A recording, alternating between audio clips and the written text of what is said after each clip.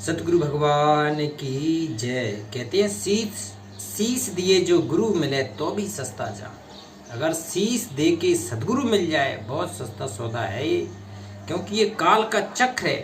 कहते हैं सुर नर मुनिजन 33 करोड़ी बंधे सभी काल की डोरी। बताओ, उस काल के जाल से निकलने की विधि है सतगुरु के पास, कबीर साहब के पास। और कबीर साहब के जो अनमोल दोहे हैं, साखियां हैं, इनमें पूरा विधि विधान है, पूरा विधि विधान है सतगुरु की इस भक्ति का, सतगुरु के मार्ग का। सतगुरु क्या बताना चाहते हैं, कहाँ ले जाना चाहते हैं, वो सबका है। कहते हैं बुरा जो देखन में चला बुरा ना मिले या कोई, और जो दिल खोजा आपने मेरे से बुरा ना कोई। तो इस कबीर की भक्ति में किसी की निंदा नहीं करना है, भूल कर भी निंदा नहीं करना है। तिनका कभू न निंदिए पांव तले जो हुए, और कभू उड़ आंखों पड़े तो पीर घनेरी हुए। हमें नहीं करना किसी की निंदा, भूल के भी दुश्मन तक की भी निंदा नहीं करना है। कहते निंदक नीरे राखियो आंगन कुटी छवाए, तो बिना साबुन पानी बिना अपना निर्मल करे स्वभाव। तो निंदा हमें करनी नहीं है, हमारी कोई निंदा करता है तो करने दो। तो आज कबीर की साखी का अंग है जीवित मृतक को अंग, जीवित मृतक का अंग। कहती है असंख्यों जन्म हो गए, करोड़ों जन्म हो गए, हमें जिंदा रहते रहते, हमें जिंदा रहते हुए भी मृत रहना है, तब ये अध्यात्म मार्ग में आगे बढ़ पाओगे। अगर संसार में रचोगे बसोगे तो संसार तो अपने आगोश में ले लेगा, फिर भक्ति नहीं कर पाओगे, और भक्ति नहीं कर पाओगे तो फिर काल के जाल में रह के हमेशा यहीं रहना पड़ेगा। सतलोक नहीं जा पाओगे, भगवान के घर नहीं जा पाओगे जहाँ हमें जाना है, पूर्ण मोक्ष करानी है। तो जीवित मृतक को अंग है।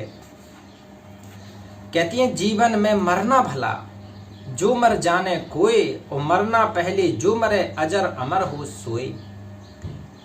क्या कह रहे हैं कबीर साहब के जीवन में मरना भला। कैसी मरना है? काम क्रोध लोभ मोह अहंकार, इनसे दूर रहना है।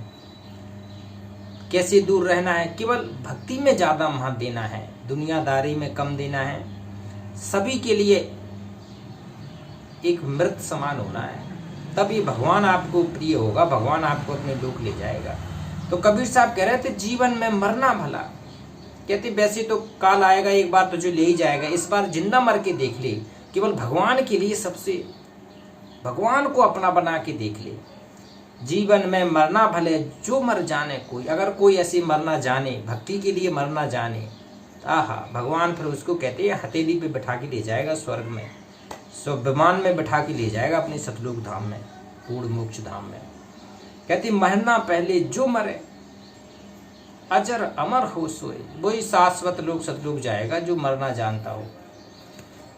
कहते मन को मृतक देख के ये तो भागेगा, इसको तो मारना पड़ेगा मन को। और मत माने विश्वास, और साधु तहां लो भय करे, लो लो पिंजर सांस।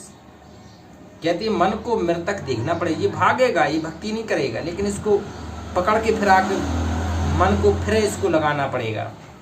मत इस पे विश्वास नहीं करना, ये तो आपको दूर ले जाएगा भक्ति से, कुसंस्कार डालेगा, कुबुद्धि डालेगा, मौज मस्ती इसको ज्यादा अच्छी लगेगी। और साधु तहां लो भय करे, जहां आप तुम साधु के संतों की शरण में जाओगे तो वहां ये भय मानेगा। और लो लो पिंजर श्वास, जब लग आस शरीर की, जब तक तुम इस हाड़ मास की मिट्टी, 5 तत्व की मिट्टी पर गर्व करोगे ना, जब लग इस शरीर की आस करोगे और मृतक हुआ ना जाए, तब तक तुम मृत नहीं हो पाओगे। इस शरीर के अंदर भी सूक्ष्म शरीर है, कारण शरीर है, महाकारण शरीर है, कैबल्य शरीर है, नूरी तत्व है। तो वहां की यात्रा के लिए आपको इस 5 तत्व रूपी शरीर पे थोड़ा क्या करना पड़ेगा, इसकी आस कम करनी पड़ेगी। कहते जब लग आस शरीर की मृतक हुआ ना जाए, और काया माया मन तजे, और चौड़े रहा बचाए। बताओ, काया माया का गर्व ना करियो। कितना भी आपको, कितना भी धन मिल जाए, कितना भी यौवन मिल जाए, कितनी भी ताकत मिल जाए, इस काया और माया का कभी गर्व नहीं करना है।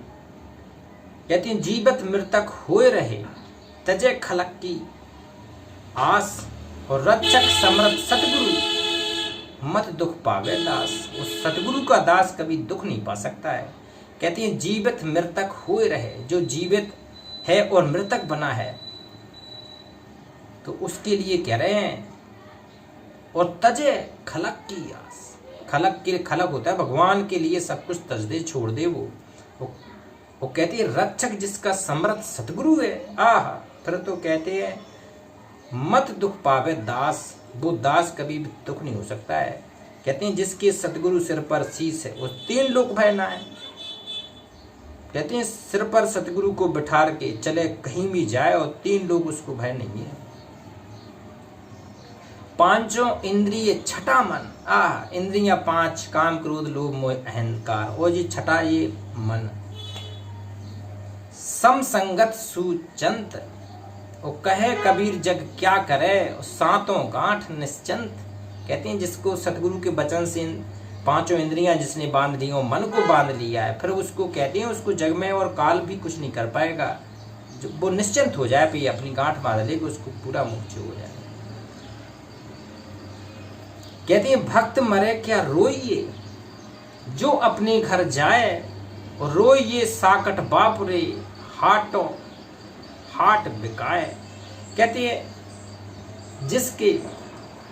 जिस मरने से जग डरे, और मेरे मन आनंद, कब मरूं कब पाऊं वो पूर्ण परमानंद। तो कबीर साहब कह रहे हैं कि भक्त मरे क्या रोइए। अगर भगत यहाँ से चला जाए तो रोना नहीं है, खुशियां मनाना है। क्योंकि जो घर अपने जाए वो अपने घर चला गया, जहाँ से आया था सतलोक चला गया। वो भगवान सतपुरुष के घर पूर्ण मोक्ष प्राप्त करके चला गया, इस काल चक्र से चला गया। तो कहते हैं भक्त मरे क्या रोइए, जो अपने घर जाए, रोइए साकट बाप रे, जो साकट था कहते हैं उसके लिए रोइए कि साकट सपूत बेकार रहता है। साकट तो कहते हैं मरना भला, साकट सिंह और सांप ये तो सोते भले। कहते हैं साधु संत जगाइए, मुख से निकले जाप, और ये तीनों सोते भले, साकट सिंह और सांप। साकट व्यक्ति सो रहा है तो उसको सोने दो, उसको तो बताना भी नहीं है ये ज्ञान कबीर का। कहते हैं रोई ये साकट बाप रे, हाटों हाट बिकाए। अजऊ तेरा सब मिटे, अगर तेरा सर्वनाश भी हो जाए ना तो जग माने हार, और घर में झगड़ा होत है सो घर डारो जार। कहती है जिस घर में झगड़ा होता है, जिस घर में तेरी भक्ति नहीं होती है, तुझे भगत नहीं रहने देता है, तो ऐसी घर को तो छोड़ के तू अलग रहने लगे तब भी सही है। कहती है घर में झगड़ा होते सो घर डारो जार। उस घर का भी क्या मतलब है, तो भगवान के मार्ग में तुझे बाधक है।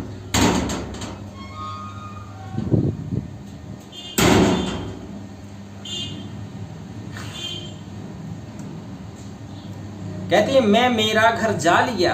कबीर साहब कह रहे मैंने तो भैया अपना घर जला दिया।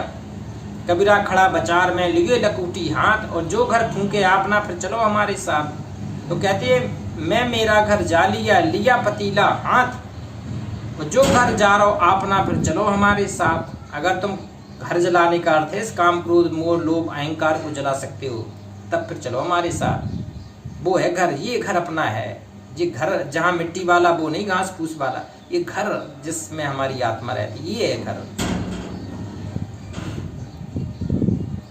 कहती मैं जानू मन मर गया और मर के हुआ भूत। मैं तो कबीर साहब कह रहे मैं जाना हूं ये मर गया, भूत बन गया, और मुझे पीछे उठ लागा, और ऐसा मेरा पूत। बताओ वो जो भक्ति नहीं करने दे रहा है। शब्द विचारी जो चले और गुरु मुख होए निहाल, और काम क्रोध व्यापे नहीं कबहू न ग्रासे काल। कहते शब्द विचारी जो चले, जो सतगुरु के शब्द के आश्रय चलता है, सतगुरु के शब्द में चलता है, उनके लिए बता रहे हैं कबीर साहब कि गुरुमुख होए निहाल। जो सतगुरु के वचन में निहाल, सतगुरु के गुरुमुख वचन में सतगुरु ने जो आदेश दिया है, वचन निकाला, उस पर अगर कोई शिष्य खरा उतरे तो वो है निहाल। काम क्रोध उसको व्यापे नहीं, ना काम का कोई फर्क पड़ेगा ना उसे क्रोध आएगा। वो कबू न ग्रासे काल, वो कभी काल के जाल, काल के गर्त में नहीं जाएगा, काल में नहीं समाएगा। कहती सूर सती का सहज है, आह घड़ी एक का घमसान, और मरे न जीवे मर जीवा, धमकत रहे मसान। कहते हैं सूरवीर होता है ना, उसका सूर और सती, या अगर पतिव्रता सती है तो वो मर जाएगी, सूरवीर मर जाएगा, कितना भी बड़ा घमसान हो पीछे नहीं हटेगा। ये भगत भी के भी यही लक्षण है, अगर सतगुरु की शरण में आगे बढ़ रहा है तो पीछे नहीं हटेगा।